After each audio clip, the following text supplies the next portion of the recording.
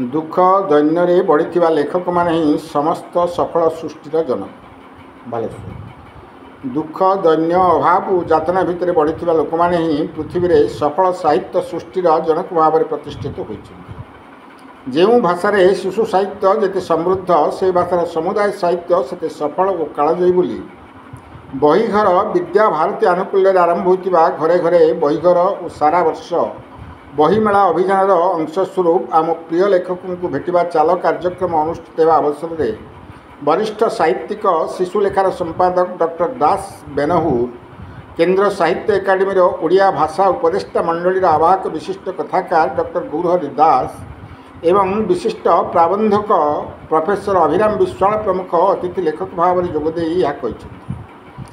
विद्या भारतीर निर्देशक कवि अभय दास संयोजन अनुष्ठित यह कार्यक्रम शेष पर्यायर अतिथि लेखक माने प्रताप कुमार नायक, भगवान दास, विजय दास, अरूपानंद पाणिग्राही, प्रतिमा पंडा, डाक्टर वेणुमाधव शतपथी, डॉक्टर संतोष नायक एवं विद्याधर साहू प्रमुख विभिन्न लेखक और श्रोतांकर साहित्य संपर्कित विभिन्न प्रश्नर उत्तर प्रदान करते।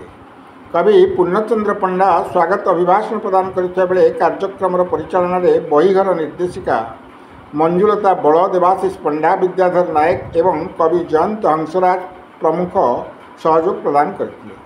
Baleshwar Vijay Kumar Mahanti report, कांतिधारा plus.